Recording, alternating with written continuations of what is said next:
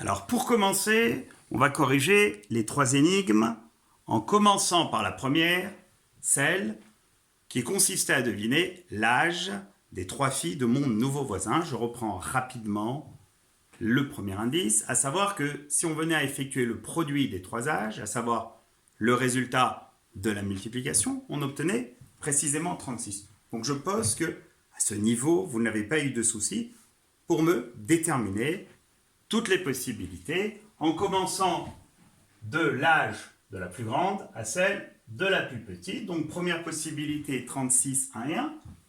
Deuxième possibilité 18, 2 et 1. Puis 12, 3 et 1. Suivi de 9, 4 et 1, 9, 2 et 2. Puis 6, 6 et 1, 6, 3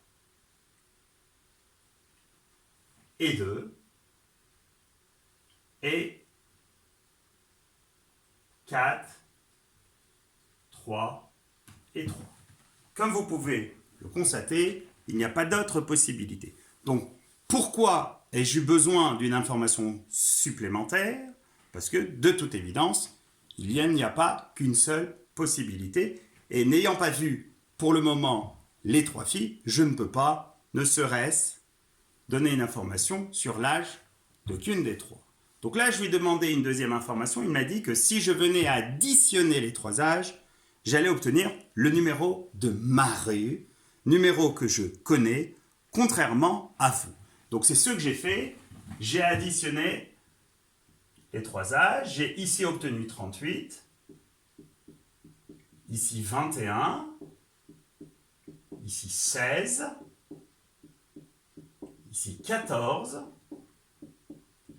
ici 13, à nouveau 13, ici 11,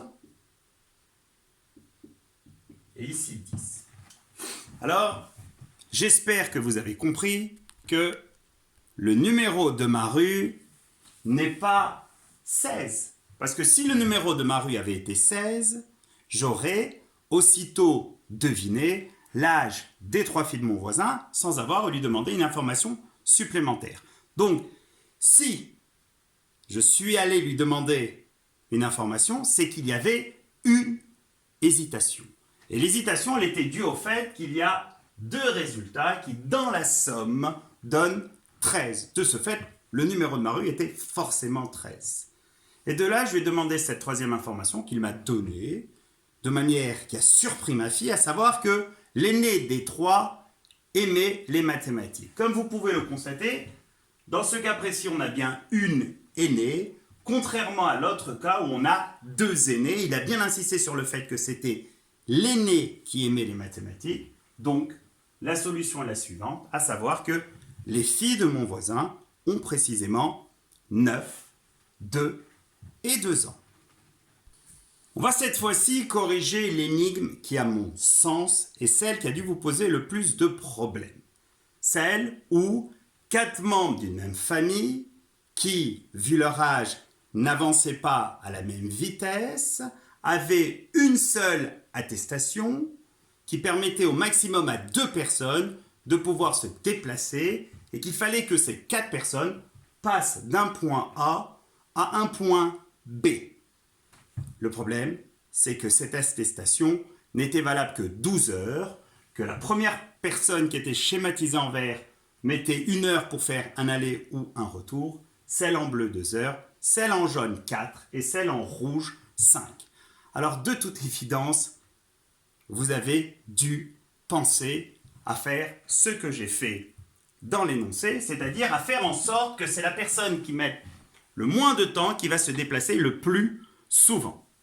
Il ne fallait surtout pas faire ça. Donc, je vais vous donner la correction pour qu'au final, on obtienne bien ces 12 et non 13 heures. Donc, la 1 et 2 partent ensemble et mettent de toute évidence 2 heures. Là, la 1 part, donc elle aura mis 1 heure de plus. Et là, il fallait y penser. La 1 va remettre l'attestation au 4 et au 5 qui vont partir ensemble. Et de ce fait, ils vont mettre 5 heures. Et là, je pense que vous avez compris que qui allait repartir pour récupérer celle qui mettra 1 heure, c'est le 2. Donc le 2 repart, ce qui fait 2 heures de plus. Et pour finir, le 2 et le 1 partent pour atteindre le point B. Ils ont mis 2 heures de plus et ils se retrouvent forcément tous les 4 membres confinés au point B. On va comptabiliser la durée totale. 2 et 1, 3, 8, 10, 12. On a bien nos 12 heures. Et on finit par la correction de la troisième énigme, celle des mégots de cigarettes. Je reprends brièvement l'énoncé. J'ai en ma possession 10 mégots.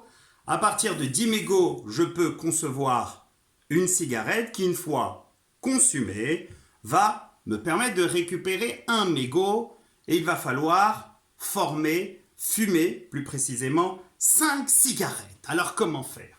Tout naturellement, on va prendre 3 mégots, peu importe les mégots, et on va les fumer. Et en fumant ces 3 mégots, on va de ce fait récupérer un mégot. Ce mégot, on va le joindre à ces deux. Donc on aura bien nos 3 mégots qui, une fois fumés, vont nous permettre de récupérer un autre mégot qui, joint à ces 2 mégots, nous permet de fumer une troisième cigarette qui va permettre d'obtenir un autre mégot. Joint à ces deux, j'aurai ma 4e cigarette, puis un autre mégot. Donc c'était l'introduction de l'énoncé. On avait fumé précisément 1, 2, 3, 4 cigarettes et il nous restait 2 mégots. Dans la question, je vous ai demandé comment faire pour fumer une 5e et dernière cigarette. Alors, tout le monde ne peut pas le faire. Moi, avec mon nouveau voisin, on peut faire plein de choses. Alors, mon voisin qui est fumeur, prêteur, mais non pas donneur, je suis allé le voir l'autre jour et je lui dis « Excusez-moi, vous n'aurez pas un mégot à me passer ?» Il dit « Oh, en période de confinement, tout objet a une valeur. » Et je lui dis « Je vous demande juste de me le prêter. » Ah, il m'a dit « Vous êtes sûr? Pensez à me le rendre. » Je lui dis « Oui, je vous le rends de suite. » Et de là, il m'a passé un mégot, que voici. Avec ce mégot que j'ai joint à mes 2 mégots restants, j'ai pu de ce fait fumer une cigarette et récupérer un mégot. J'ai donc fumé 5 cigarettes, il me reste un mégot. Je vous dis au revoir, il y a mon voisin qui attend précieusement son mégot.